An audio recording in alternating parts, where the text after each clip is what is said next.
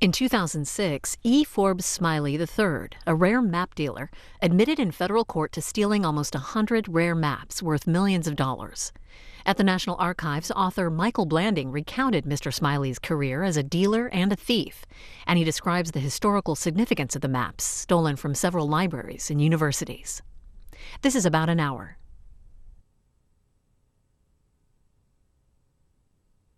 Thank you all so much for coming here this afternoon. I'm particularly pleased to be giving this talk here at the National Archives, such a wonderful repository of old books and manuscripts. And in the reporting of this book, I became a great lover of archives, going to the institutions that Smiley ended up taking rare maps out of. I got to see a lot of these old documents myself, and there's really nothing like actually seeing an original document and being able to touch it with your fingers and see it with your own eyes, and it's really a wonderful service that buildings like this provide in providing access to these materials. So I'm just going to dive right in here with a reading from the beginning of my book. I start with the first sentence from the first chapter, so there's nothing you need to know going in. And then I'm going to talk a little bit about the strange character of Forbes Smiley, who I got to know very well over the past 3 years, and then show you some images of some of the maps that he stole, particularly focusing on the Virginia and Washington, D.C. area. So let me dive right in here. This is the beginning of my book, The Map Thief. Forbes Smiley III couldn't stop coughing. No matter how much he tried to suppress it, the tickle on the back of his throat kept breaking out into a hacking cough, drawing glances from the patrons sitting around him. The glass fishbowl of a reading room at the Beinecke Rare Book and Manuscript Library at Yale University was quiet, except for the low hum of the air conditioning and the clicking of fingers on keyboards, making Smiley painfully aware of the noise he was making. At one point, he pulled a handkerchief out of his pocket to muffle the sound, and as he did, an X-Acto knife blade wrapped inside fell softly onto the carpeted floor. He folded the cloth and put it back in his pocket, oblivious to what had just happened. Smiley was in the Beinecke this morning to study some rare atlases in preparation for the London Map Fair, an annual gathering of hundreds of map collectors who came to the British capital to buy, sell, and trade antiquarian maps. When people thought of Forbes Smiley, as he was universally known by friends, dealers, librarians, and clients, a few words inevitably sprang to mind: gregarious, jolly, larger than life. He spoke with the resonance of an Italian tenor, mangled by a nasally, waspish affectation. His voice, like Daisy Buchanan's, was full of money. When he made phone calls, he made sure to announce that he was calling from the vineyard. His upper crust affectations, however, were tempered by a charming self-deprecation. He'd ingratiated himself with many a librarian by inquiring after her spouse or children, and reciprocated with entertaining stories of travel around the world or the progress of the new home he was building on Martha's Vineyard. Most of all, people thought of his laugh. For years, friends had reveled in Smiley's laugh, which rolled up out of his belly and racked his body in a cackle that only increased in volume the longer it went on. It was the kind of laugh that in college had earned him free tickets from theater producers, who sat him in the front row to egg on the audience. And it generally caused people to excuse the pretension that crept into his voice when he was expounding on any of his obsessions: architecture, New England history, the blues, and of course, maps. Whether they liked him or not, his colleagues and rivals in the map business had all been seduced by his knowledge, which in certain areas exceeded that of anyone else in the world. On the morning of June 8, 2005, however, none of the librarians at the Beinecke's Public Services desk recognized him. Had they known him, they would have been shocked at the transformation he'd undergone. In addition to the cough that had developed overnight, he was suffering from a splitting headache left over from a night of drinking. Smiley had been drinking a lot these days. It was the only thing that took his thoughts away from problems that multiplied in his mind whenever he was sober. As gifted as he was at remembering details about maps, he was abysmal at managing the details of the business through which he earned his livelihood. No matter how entertaining his stories, the truth was that he was overextended and hemorrhaging money. As studious as he looked, he was feeling a fresh sense of desperation by the time he left to get lunch around 11. Sitting in a coffee shop around the corner, he turned his options over in his mind. He could take the train to New York today and fly to London a day early in hopes of putting together a deal before the map fair began. Or he could abandon the whole plan and head back to the vineyard, saving the expense and hoping to find another way out of his financial mess. While he sat pondering his predicament without reaching a conclusion, the situation in the reading room had changed radically in his absence. Smiley may have missed the X-Acto knife blade that fell from his pocket, but a librarian named Naomi Sato had not. The Beinecke's librarians make regular sweeps of the room to ensure materials are handled properly and to subtly alert patrons they are being watched. As Sato had entered to make her check, she immediately spied the blade on the floor. Few objects could be more disturbing to someone who works in a building full of rare books than a tool that can separate the pages of a book from its binding. Saito picked up the blade and a tissue and walked back out of the room. So that just gives you a little bit of a flavor for how I start the book, and also a flavor for this character of Forbes Smiley, who, as I say, I got to know very well in all of his contradictions. Even though that's the beginning of my book, it was the end of the story for Forbes Smiley. That day, as the librarians found the X-Acto knife blade, they began Googling the patrons and the names of the patrons in the library, and discovered that Forbes Smiley was a dealer in rare maps. And this, of course, made them even more nervous. And so they called the Yale Police Department. And as Smiley left the library, a plainclothes police officer was following close behind. And this is a map that I made for the book. I say that I made it. I actually thought that originally I was going to make my own maps for the book. I thought if I was going to write a book about maps, I should have some of my own maps in it. But it only took me about 10 minutes of drawing on paper to realize that that just wasn't going to happen. So I hired an illustrator who happened to be from the Netherlands, which I was very pleased by, because the Netherlands was where the golden age of map making was in the 1500s and 1600s. But this is a map that he drew of the Yale University campus, and you can see right up here at the top is the Beinecke Library. And Smiley walked down the street past the Sterling Memorial Library, past the iconic Harkness Tower, all the way to the Yale British Arts Center. And it was there that the police officer introduced himself and said he was with the library, and asked if Smiley had perchance inadvertently taken anything with him. And Smiley, even though he was under no obligation to cooperate, he decided that he would go back with this officer to the Beinecke, and they began looking through his things. And first they looked through his briefcase, and they found a number of rare maps there, but Smiley said that he had brought those with him, and they found no evidence to show that that wasn't true. And then as he was standing there, they noticed him sort of fidgeting with his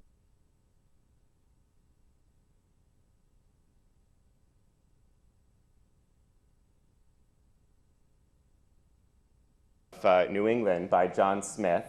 It was originally done in 1616, and this is actually Yale's copy that was done in 1631. And I just want to pause for a moment and tell you a little bit about this map and explain what makes it so important and what makes it so valuable. So we all know of John Smith from the Virginia colony down the street from here, and his role in founding that starting in 1607. But he had sort of a second chapter in his life after he was sort of drummed out of Virginia for reasons that I won't go into. He started exploring this area that was then just known as North Virginia, with the idea of founding a new colony there. And he thought that it needed a snappier name, so he came up with the name New England. And John Smith was actually the person who coined that term as a way to claim this territory for his home country and sort of tell the other countries, you know, this is English territory. And he also wanted to claim this territory for himself and make sure that he got credit for discovering it and that he was going to be involved in its colonization. And so he put an enormous portrait of himself up here in the corner. And he was so vain that he actually updated the portrait over the years on different versions of the map. So this is a later version of the map, and you can see his beard is much bushier than earlier versions, and his jacket is much more elaborately decorated.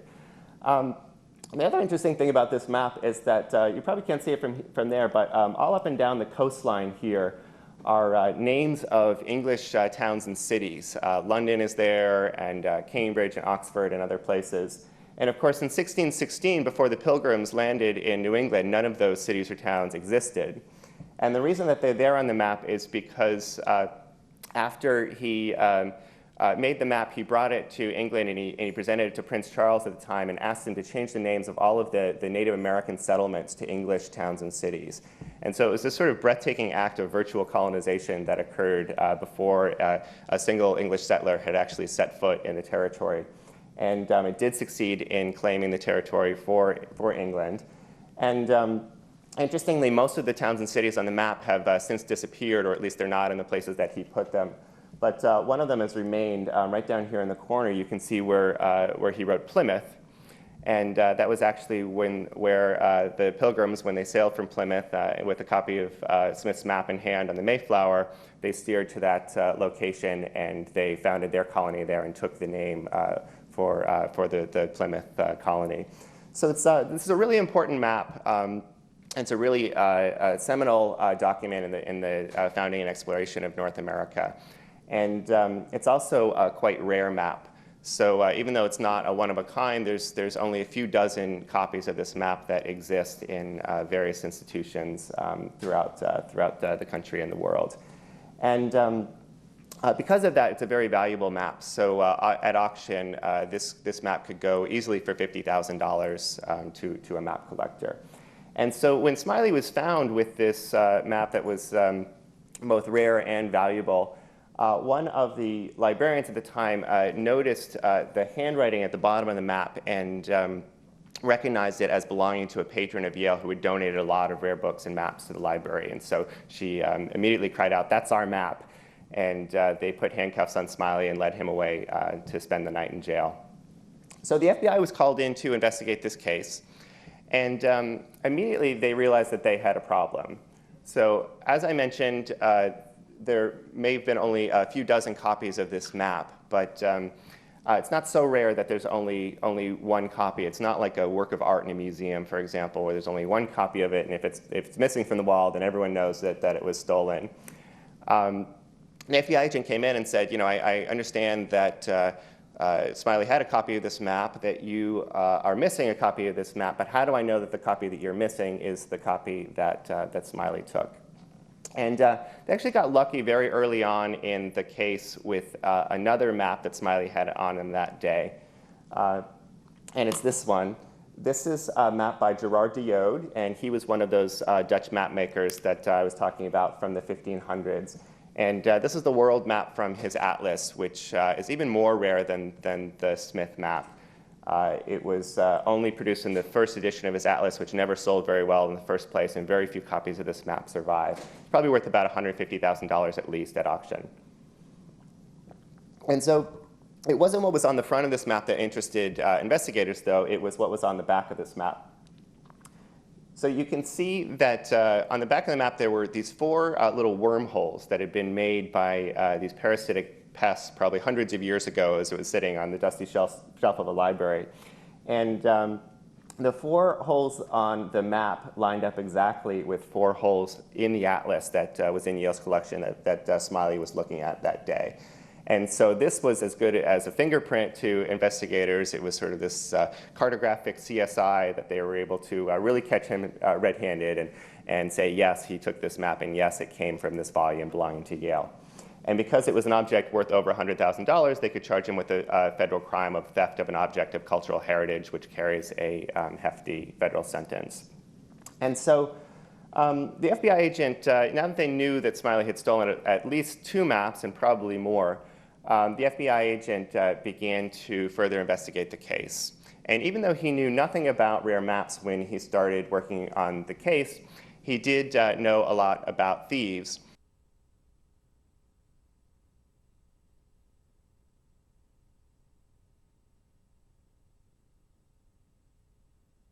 And sending emails out to other rare book and manuscript libraries around the country. And he asked them two questions. Has Forbes Smiley been in your collection lately? And are you missing any rare maps?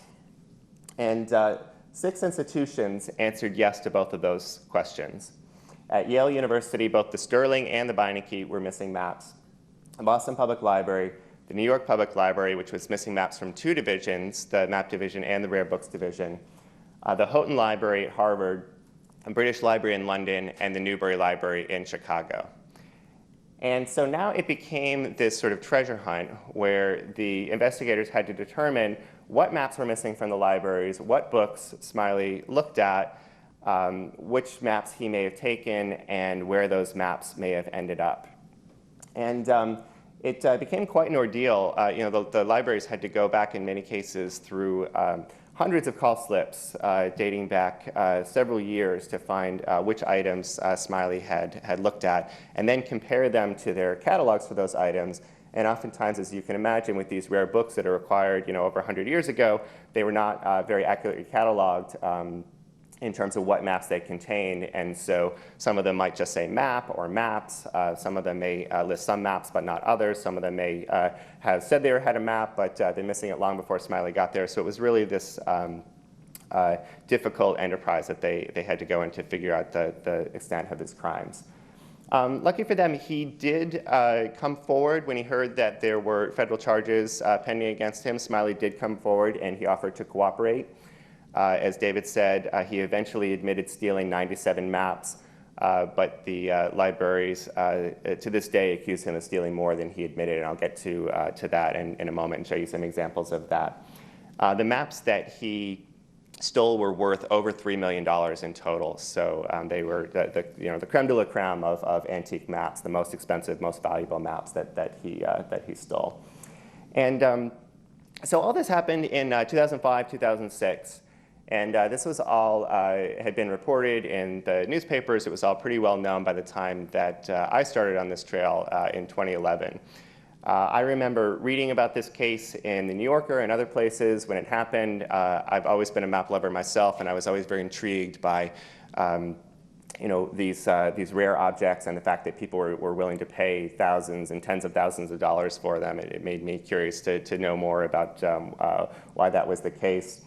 But I also wanted to know more about Smiley, and he had never talked to the press before. He'd never given an interview. He'd never explained why he started taking these maps, especially given the fact that he was himself a rare map dealer and by all accounts loved these maps and celebrated them. What was it that caused him to go to the dark side, as it were, and start actually taking these maps out of libraries? And so that is the task that I set for myself. Originally, I was going to write an article for Boston Magazine and kind of update the case and kind of tell it start to finish. And through a friend of Smiley's, he actually agreed to talk to me. And I sat across a picnic table on Martha's Vineyard for 4 hours when he told me his story. And by the end of that 4 hours, I was just completely convinced that this was not a magazine article, that this was a book. That he was just such a complex character, and this world of map dealers and map collectors was so interesting. And finally, the stories of the map makers themselves many times were just as interesting as Smiley's story, if not more so. So I'm just going to share a little bit about what I learned about both Smiley and about some of these maps that he stole. This is another map that I had made for the book of New England, showing some of the key locations in the story. But Smiley actually grew up in this little town in New Hampshire called Bedford.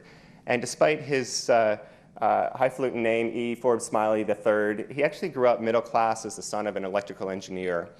He didn't come from these vast pools of wealth that you might imagine. But he was always fascinated with history. Even as a young boy, he would read about history and study the history of the area, particularly the history of New England.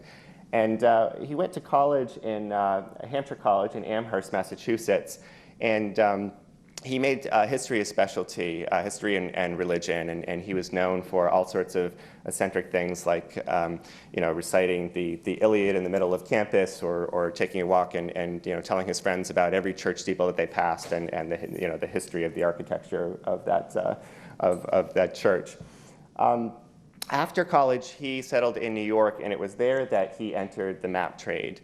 And he started at this department store, B. Altman's department store, which no longer exists, but it had a small division that sold rare maps and atlases. And it was conveniently located just a dozen blocks from the New York Public Library, and that's where his real education in maps began. And he became so fascinated by looking at the different maps and comparing them to each other and realizing which map maker had copied from whom. And he just couldn't get enough of this topic, and just became incredibly knowledgeable in a very short period of time. And originally, as he went on his own as a map dealer, he was quite successful. The late 1980s was a very good time to become a map dealer, because the prices of maps were suddenly just increasing exponentially. And people, even wealthy people, were no longer able to afford a lot of fine art. The prices for that had just become unattainable. So maps became a new way of collecting for folks who were wealthy but not billionaires, people, doctors, lawyers, Wall Street executives, who would buy these rare maps, put them on their walls, and have, if not a one-of-a-kind item, a very rare item that was beautiful to look at and also had this historical story behind it. And so they became very popular, and maps that went for a couple of $1,000s went for tens of thousands of dollars, and eventually approaching hundreds of thousands of dollars. And Smiley was very successful in riding this wave for quite a while. He put together a collection of maps of the New York and Mid-Atlantic region, including Washington and Virginia, for a man by the name of Larry Slaughter, which was donated to the New York Public Library as the Slaughter Collection of Maps, and it's there today. He also put together a collection of maps of Boston and New England for a developer in Boston named Norman Leventhal, and that's been contributed to the Boston Public Library as the Leventhal Collection of Maps. Both of those particularly ironic given later events and the fact that he was taking maps out of those very libraries that he was putting them into. As I discovered, though, Smiley, even though he was very successful in putting together these collections and in selling maps for quite a while, he also had several flaws that were really his undoing. One of them was that he was just a terrible business person. Starting from the very beginning, he was always sort of chasing maps that he couldn't afford and buying one map in order to pay for another one. He became really notorious for bouncing checks to his fellow dealers, and some of them stopped doing business with him and hurt his client base.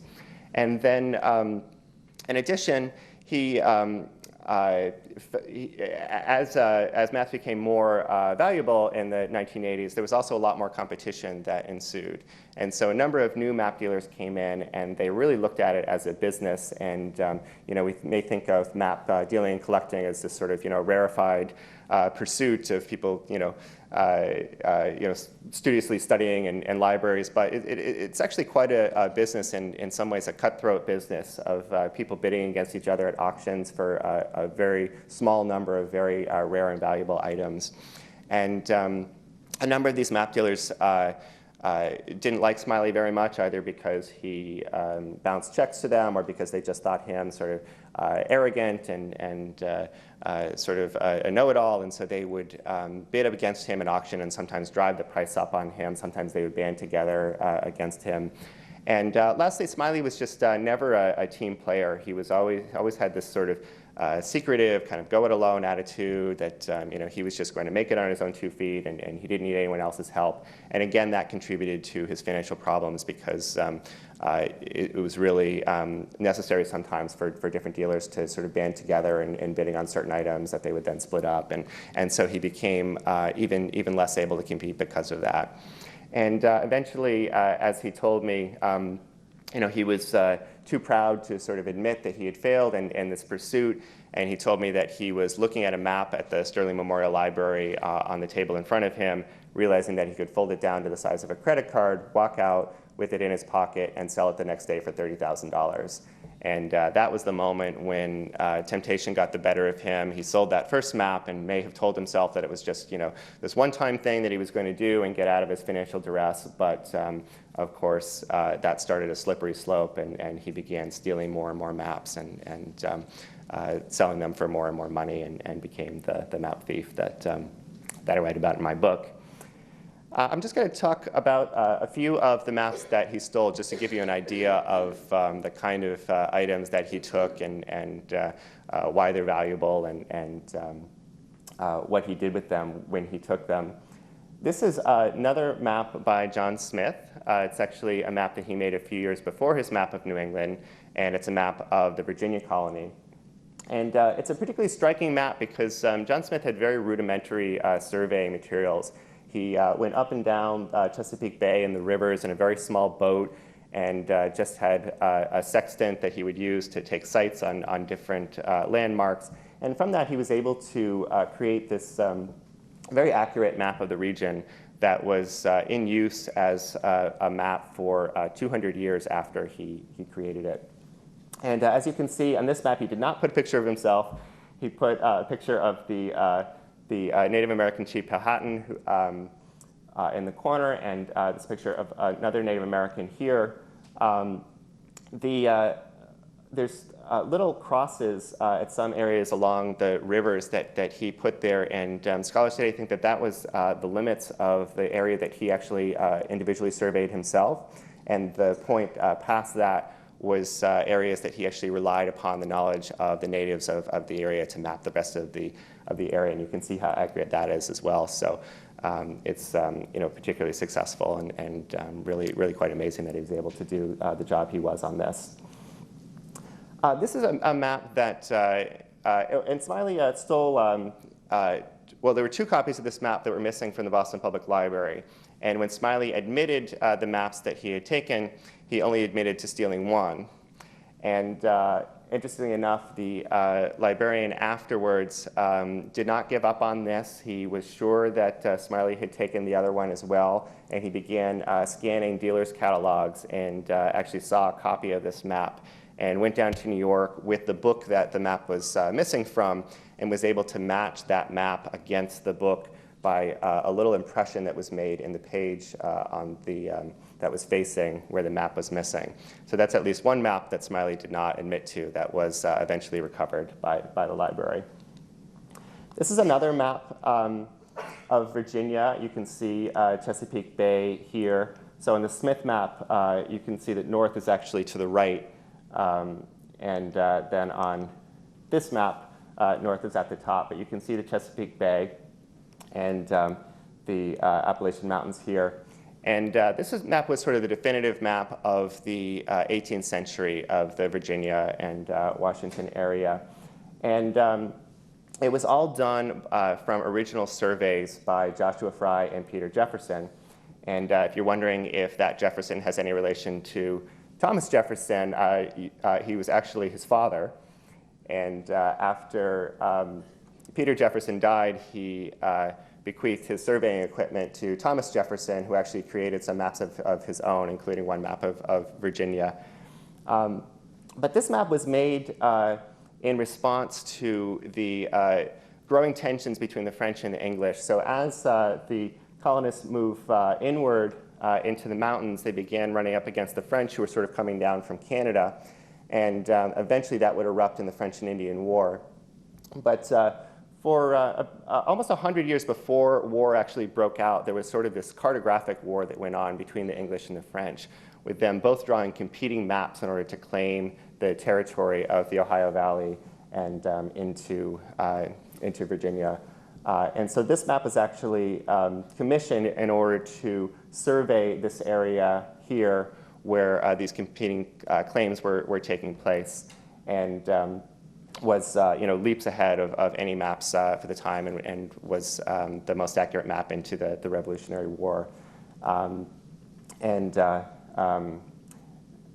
As I said, this was Thomas Jefferson's father, and Thomas Jefferson used this map as well to create his own maps.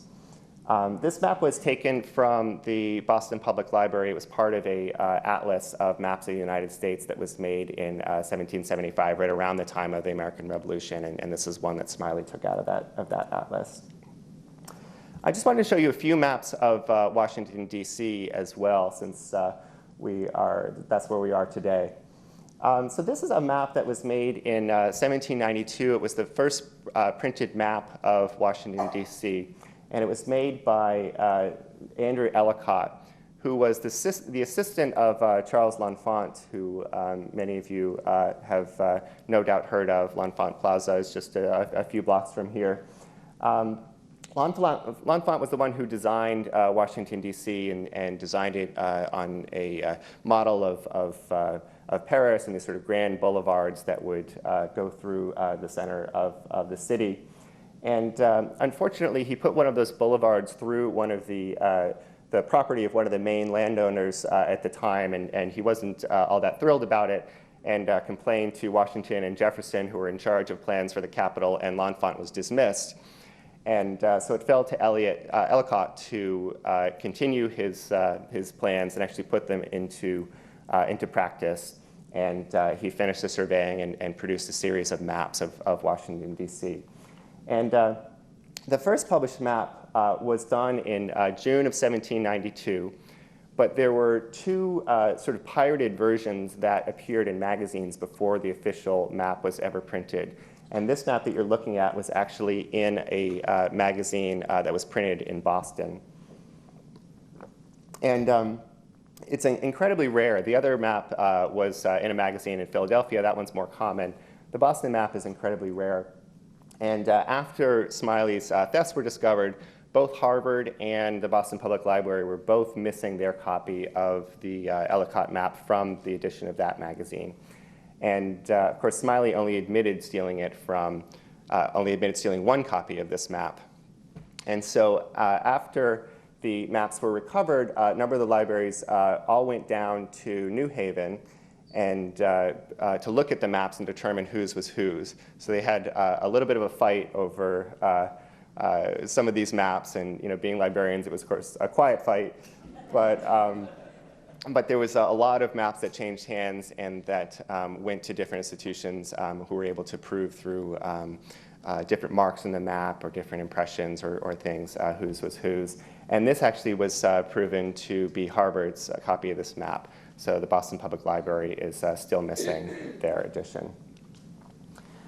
This is the last map I want to show you. This is also by Ellicott, and it was also of Washington, D.C. But as you can see, it's a very different looking map. And it was meant to be displayed in this diamond-shaped like this. And as you can see, it's all of the topography of Washington, D.C. sort of stripped of the landmarks and the street names. And this one is also quite rare. And after Smiley's thefts were revealed, Yale University, the Sterling Library there, realized that they were missing their copy. And Smiley actually listed a copy of this map on his website, and in that listing mentioned that he knew of no versions of this map that had come up at auction since 1991, when he had actually helped purchase it for the Slaughter Collection, which ended up at New York Public Library. But as I said, Yale was missing their copy of this map. And right around the time it was on Smiley's website, the map also appeared in the catalog of a dealer that Smiley was known to do business with. But Smiley never admitted stealing this one, and Yale didn't have any kind of defining marks that would show that this is actually their map. They didn't have a digital image of it. They didn't have any other kinds of evidence. And so because of that, the FBI decided that it wasn't a map that Smiley had stolen, and it was never returned and never recovered back to Yale. So I just wanted to close with a few words about what Smiley did with the money that he gained from stealing these maps. Because in some ways I find this to be one of the more compelling aspects of the story, and one of the things that really convinced me that there was a book here. This is a map of a small town up in Maine called Sebec. And it is a little flea bite of a town. You can barely even find it on a map in far northern Maine. And Smiley purchased a farmhouse here in the late 1980s, right up here. And given his love of history, and particularly his love of New England, he restored this farmhouse lovingly to his image of the perfect, ideal New England farmhouse. But he didn't stop there. He decided that he was going to restore the rest of the town as well. And he began buying up property, including the post office and a restaurant, a general store. He renovated this children's park with this gazebo. And about half the people in town looked at him as this Robin Hood figure come in to save their economic prospects. He employed carpenters, laborers, people that worked in his shops and his stores.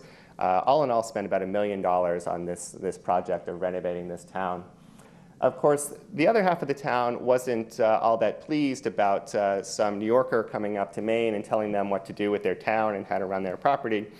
And so a number of residents of the town got into a feud with him. Particularly the folks across the street from him on the lake was a family known as named the Moriartys. And they decided they had a different version of the town that they would like to see, and it involved an ice cream shop and a speedboat marina and sort of this pleasure boating center. And the two of them really came at odds and started this feud that really divided the whole town in half. so that half of the people would eat at Smiley's restaurant and mail letters from his post office. The other half would go to the town next door and send their letters there and eat at the restaurant in that town. And it eventually grew into this legal battle that ended up costing Smiley even more money in legal bills on top of the money he was already spending on this renovation project and all the people he was employing and the debts that he had had in the first place. And it caused him to rapidly increase the pace of his stealing in the last 6 months and target new areas, including the Beinecke Library, where he was eventually caught. So that gives you just a little bit of sense of who this character was and the interesting contradictions involved in his tale. As I mentioned, he did steal upwards of 100 maps that we know of. As David said, the libraries accused him of stealing at least 150 more. He did spend 3 years in prison, which a lot of the libraries wish that he had spent more of a jail term, but he was given time off for the cooperation that he provided to the FBI. He currently lives on Martha's Vineyard, where last I knew he was working as a landscaper for $12 an hour. He has nothing to do with rare maps anymore, but in prison he did pick up a new hobby of watercolor painting. And this is a picture of a watercolor that was on display at an art show at Martha's Vineyard that I attended. And just goes to show you how talented a person he is, that just in a few short years was able to produce a watercolor of this caliber. But as you can see on the label, there's one change since his map dealing days. He no longer goes by the name E. Forbes Smiley III. Now he goes by Edward and sometimes even Ed. So thank you all so much for coming, and I really hope you enjoyed the talk, and I'm happy to answer any questions. There's some microphones here in the aisles. If you have a question, please come up to the mic.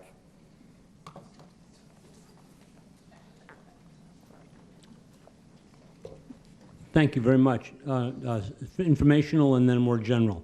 The Boulevard in D.C. and the landowner, and then a more general, and I realize this isn't necessarily your area of authority, but how well are institutions doing these days, in your opinion, of protecting their goods? The first question about, so your question is in Washington, more about what boulevard and what the land? What was the boulevard and who was the property owner? You said somebody. That I can't tell you. I once knew that during my research, but there's so many maps and so many details that some of them have escaped me. Comment on how institutions, in your opinion, are doing these days in terms of protecting their materials. That I can comment on because I looked quite a bit into that. And particularly the libraries that Smiley targeted have done a lot to change their security practices. They've installed new cameras. They have, in some cases, installed new policies for how maps are delivered to patrons. For example, Yale has a barcode affixed now to every single map, and it's scanned in and out of the vault every time someone wants to look at it. Other libraries have instituted digital imaging so that if, God forbid, a map is gone missing, that they can identify it and tell that it's their map. On the other hand, as you know, libraries are chronically short-staffed and underfunded, and so there's a real variation between libraries and what they've done and what they've been able to do.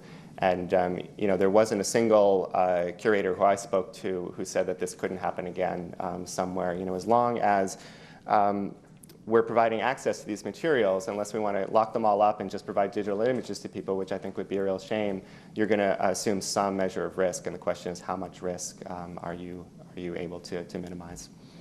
Sure. I have a question over here. I got a sense in reading your book at the end that a number of libraries weren't really forthcoming in the maps that they were missing. And I was kind of wanted to get your feel for why they felt that way. Yeah, there's a real variety of the amount of transparency that libraries were able to show. And in some cases that's understandable. You can imagine that if you are looking for donations of material from people, you don't want to be necessarily advertising the fact that you have had items stolen from your institution. Unfortunately, that also plays into some of these thefts by Smiley and other people, and allows them to continue because of the fact that these thefts aren't widely disseminated. It sometimes can allow them to go on a lot longer than they otherwise would have. So there's a real tension that exists there, and to their credit, I think libraries have gotten better about that and have become more transparent since the Smiley affair. I was impressed in my research at just how transparent the libraries were with me, and many of them just opened up all of their files and really were incredibly open in the information they gave me. But there still is that secrecy that exists in terms of these thefts that can help aid and abet the thieves. I think there must be a commonality between the market for these maps and old books or antiquities, in that there's almost a black market that people ignore from where those maps come from. How it would be possible for people to buy these things when they've come from Yale or whatever. And I'm just wondering if you could talk a little bit more about that black market and how things can be sold so easily when they're so, while they're have been stolen. Is there nothing, do you not have to say what the precedent is and where they got them? Obviously the answer is no.